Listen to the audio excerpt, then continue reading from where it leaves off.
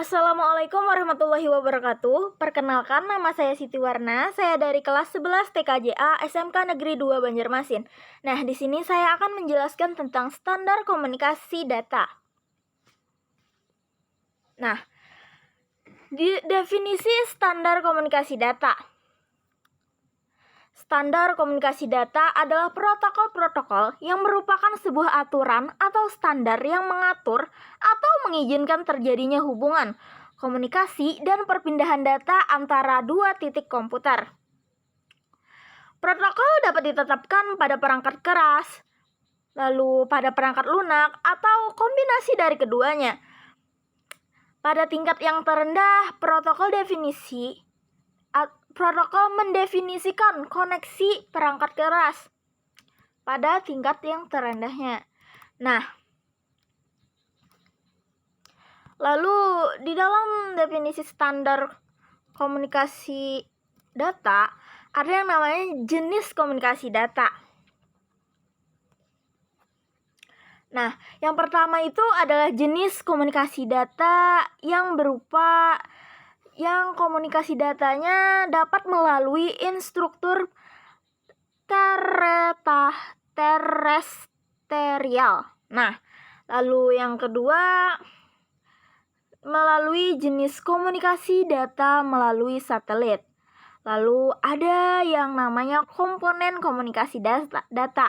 Nah, di dalam komunikasi data ada yang namanya komponen pengirim, ada yang namanya komponen penerima data atau pesan, dan ada yang namanya komponen protokol media pengirim. Lalu yang ketiga adalah sistem komunikasi data. Nah, sistem komunikasi data ini yang pertama ada pada titik ke titik atau point to point communication. Lalu yang kedua adalah titik ke beberapa penerima atau multi point communication. Lalu yang ketiga adalah menyebar, broadcasting communication. Nah, itulah yang ada di dalam definisi komunikasi. Nah, lalu selanjutnya adalah standar organisasi komunikasi data. Nah, standar organisasi adalah suatu hal yang penting dalam menciptakan dan memelihara sebuah komputer dasar daripada perangkat komunikasi dan menjadi jaminan interoperability data dalam proses komunikasi. Nah, standar komunikasi internasional dalam bidang komunikasi itu ada yang namanya Internet Engineering Task Force atau yang disingkat dengan IETF. Apa sih itu? Nah, IETF itu merupakan sebuah organisasi yang menjaring banyak pihak, baik individu maupun organisasi, yang tertarik di dalam pengembangan jaringan komputer dan internet. Nah, lalu selanjutnya ada International Telecommunication Union atau yang disingkat dengan ITU. Nah, ITU merupakan sebuah organisasi internasional untuk membakukan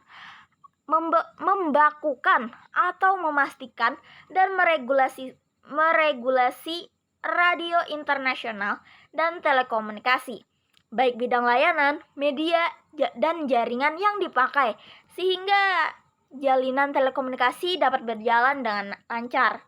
Nah, lalu yang ketiga ada yang namanya International Organization for Standardization atau ISO yang disingkat.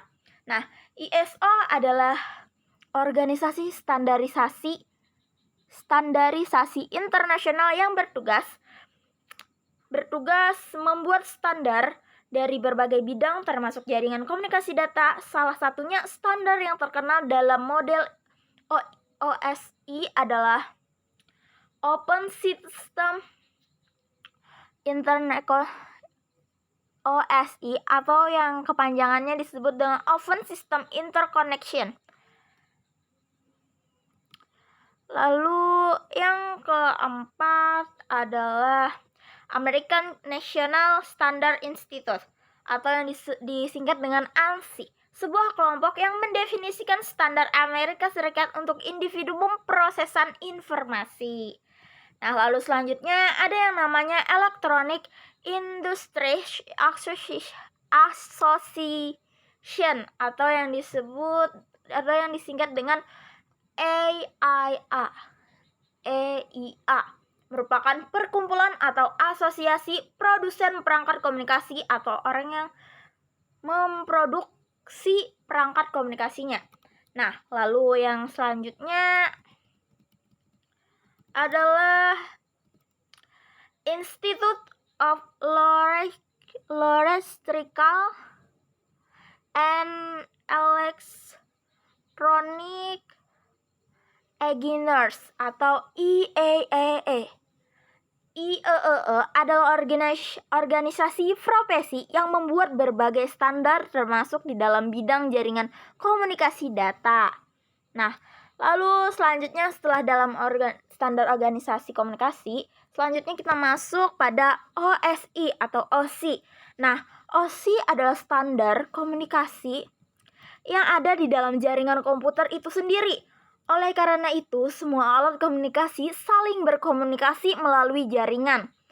OSI dibuat ISO tahun 1977 di Eropa.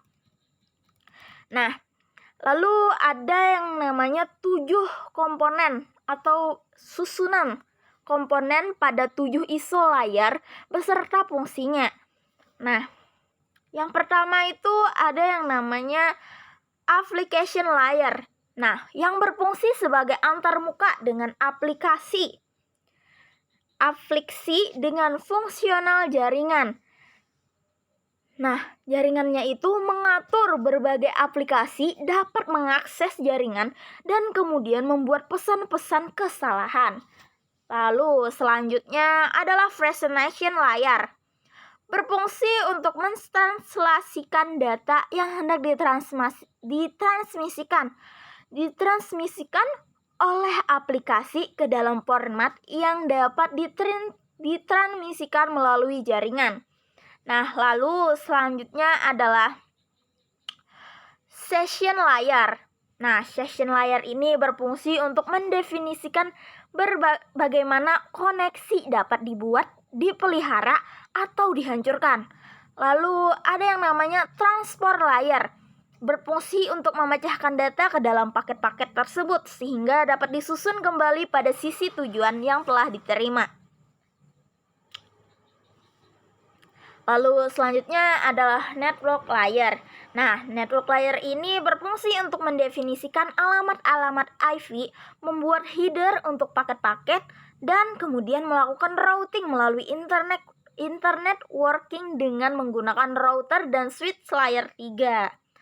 Lalu selanjutnya adalah data link layer. Nah, data link layer itu berfungsi untuk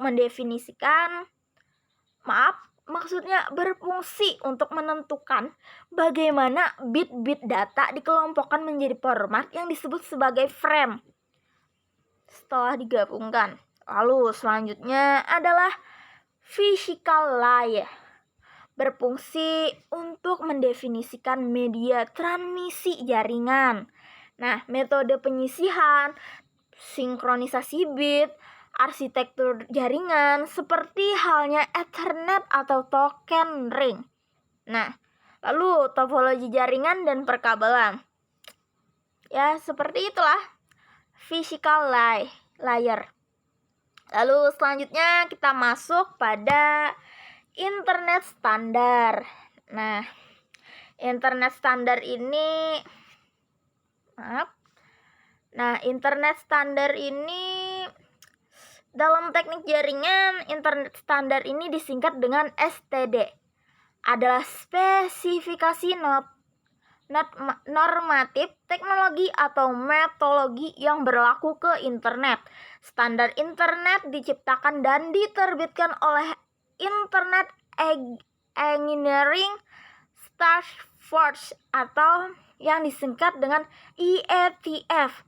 Internet dimulai pada tahun 1969 ketika Departemen Pertahanan Amerika US Defense Advanced Research Project Agency atau yang disingkat dengan DARPA memutuskan untuk mengadakan riset tentang bagaimana caranya menghubungkan sebuah atau sejumlah komputer sehingga berbentuk jaringan organik yang saling berhubungan. Nah, sepertinya hanya sampai sini saja yang dapat saya sampaikan. Jika di dalam penjelasan saya banyak yang salah atau terbelit-belit atau kurang bisa dipahami, saya mohon maaf. Wassalamualaikum warahmatullahi wabarakatuh. Terima kasih.